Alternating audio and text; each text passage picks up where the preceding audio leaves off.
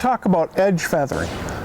But before we can really get into edge feathering, what we need to talk about is hinge cutting. There's two different ways of accomplishing edge feathering.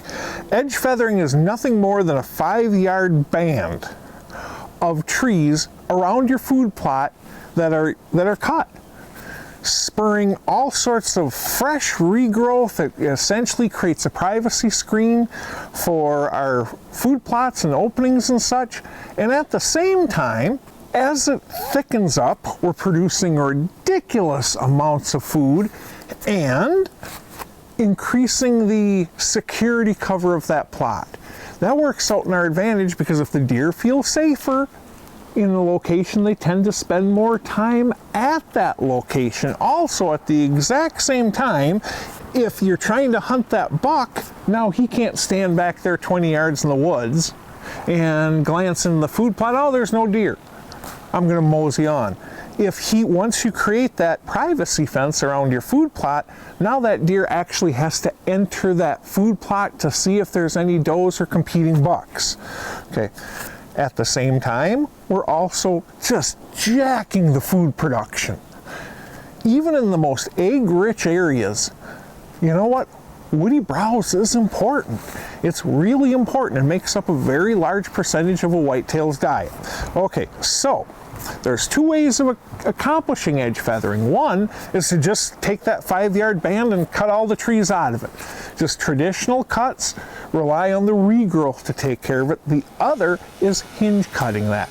That is what we need to talk about just for a moment. Hinge cutting is the act of cutting a tree just far enough through so it falls over but retains that connection to its root systems. As long as this bark is connected to the roots yet, that tree has a chance to live. Now this tree's way too darn big to try to hinge cut.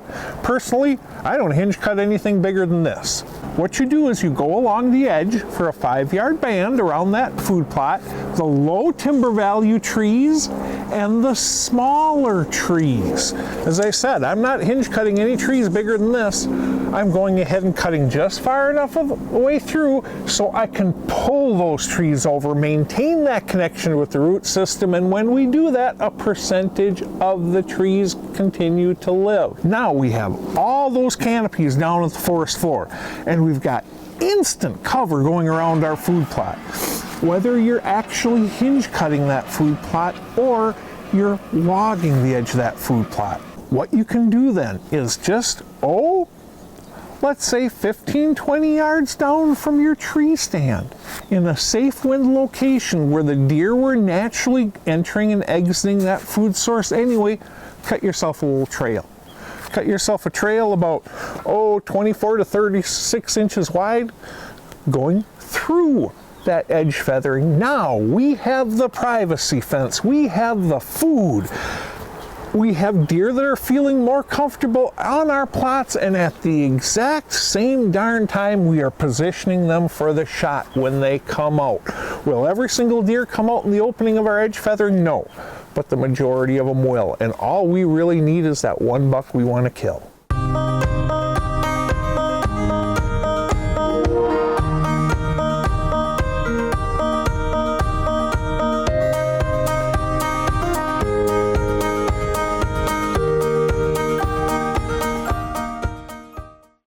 Edge feathering is a really productive technique of jacking the amount of browse, creating a privacy fence around our plot, and positioning deer.